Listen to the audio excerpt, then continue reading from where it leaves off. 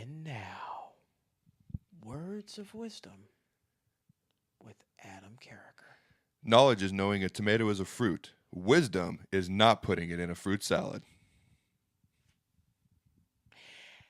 And with that, we welcome you to Fourth and Pain, the only pro wrestling show to be hosted by an NFL player and a weight loss champion. He's Redskins defensive end Adam Carriker. Gia. I'm former wrestling announcer turned weight loss champion Chuck Carroll. This here is Fourth and Pain. Be sure to like us on Facebook. And by golly, whatever else you do during the week, have lunch with us each and every weekday, high noon, fourthandpain.com. Brand new shows, and they are, Adam, low calorie, high energy. And great radio mediocrity. Absolutely mediocrity at its finest. Hi there. Welcome to Fourth and Pain. Huge win. Cannot say this enough. Absolutely huge win last week over the Dallas Cowboys. The Redskins' 7th in a row.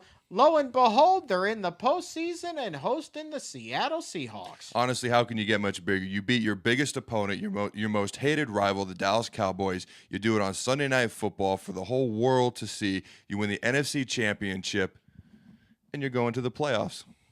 And the most improbable, one of the most remarkable turnarounds in NFL history. And I remember being struck after that game, Adam, at just how giddy the typically reserved Mike Shanahan was. You could actually see genuine enthusiasm and excitement on his face. It was like even I couldn't see this coming.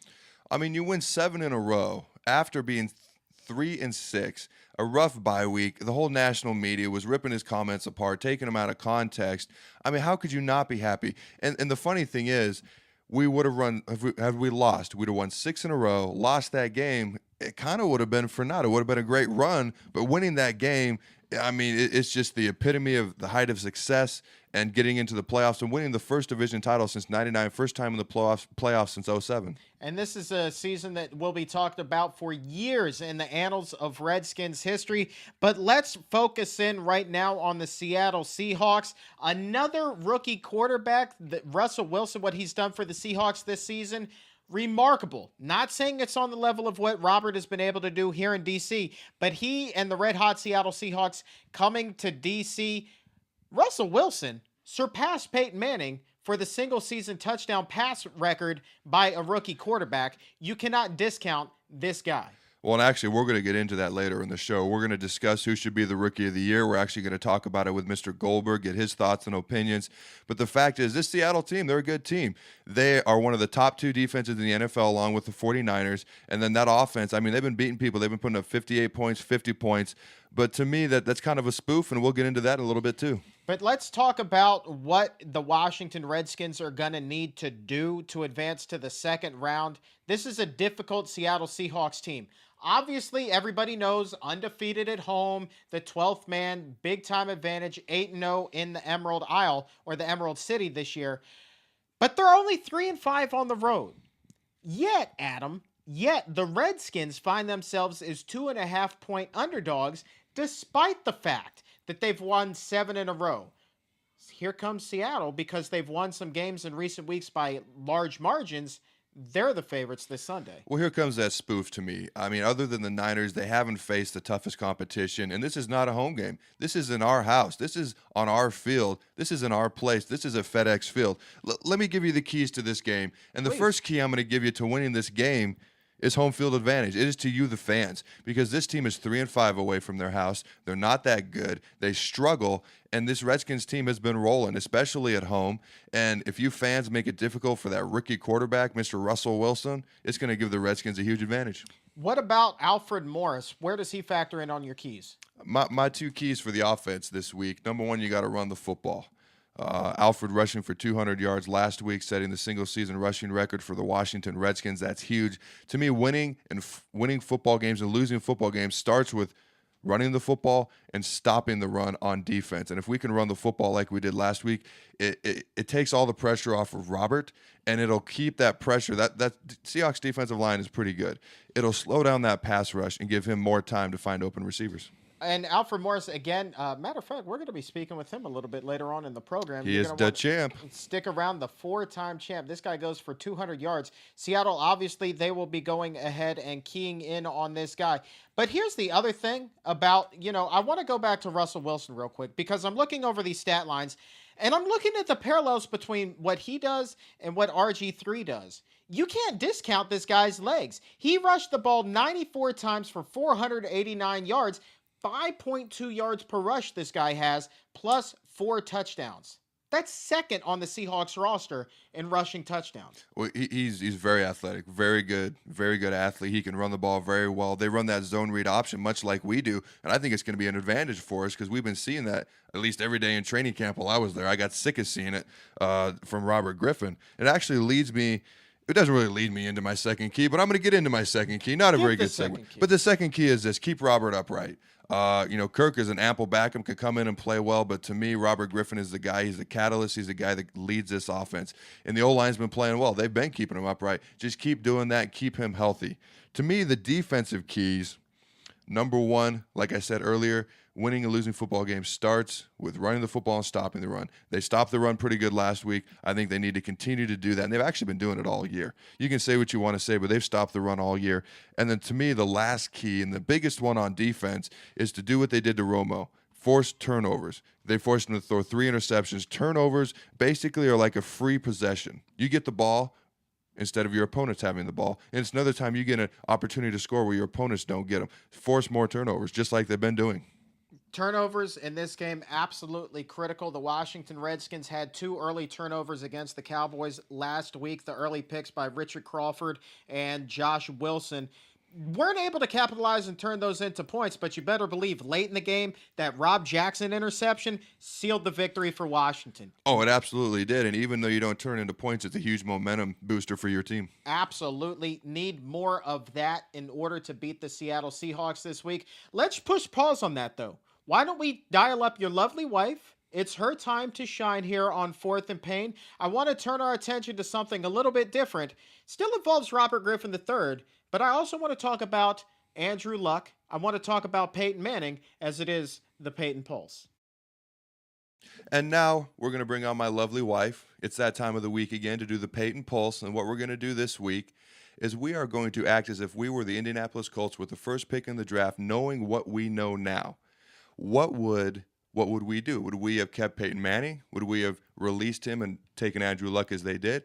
Would we have released him and taken Robert Griffin III? Hi, sweetie. How you doing? Good. So what would you do? What would you have done in that situation? You got the first pick in the draft. You've got Peyton Manning. You got these 2 studs coming up. What would you have done? I would take Robert. I like it. Why? Because as an owner, a GM, a coach, I'm looking 10 years down the line, not just a 2 or 3 year fix, which is what I think you would get with Peyton.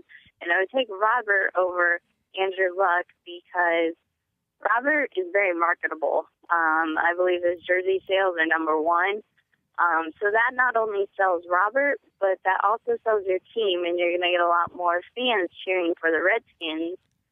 And I honestly believe that he interviews really well. He comes across really well. And not that Andrew doesn't, but marketing-wise, Robert definitely outshines him. I mean, Robert's on numerous commercials, Subway, Gatorade, and like I said, he's very marketable with his jersey sales and stuff like that compared to Andrew. And with both, you're going to get a good quarterback. But if you want to get your team out there and get more people buying merchandise that has Redskins on, stuff on it, then I would go with Robert. Now you're talking to your husband here, and I sit here and I watch Sports Center with you, and I've seen these interviews that Robert does and Andrew does, and you were very nice right there. Now, you're not the biggest Andrew Luck fan when it comes to his interview skills, shall we say. Yeah, I mean, you're not the biggest fan of the beard that he had going on. You're not the biggest fan of his ability to speak as one compared to Robert. If you're watching the podcast, that's why I immediately started laughing. She was very nice right there. Not that she's mean, but she's just, she's not the biggest Andrew Luck spokesperson ability to speak in public fan. Is that not correct, honey? No, that's correct. But I think when you are the franchise quarterback of a team, you should present yourself in that sort of manner. That means shaving once in a while. That means speaking really well. And some of that you just can't change. That's who you are, and that's the way it comes across. But as a fan of just football, it's hard to watch Andrew Luck talk versus watching Robert talk. This is what I love about the Peyton Pulse. You can say so many things that so many other people can't say. What would you do, Chuck? Well, first of all, I love the fact that your wife is approaching this from a business and a front office standpoint She's rather smart. than a coaching standpoint. Absolutely. It's all about the green for her.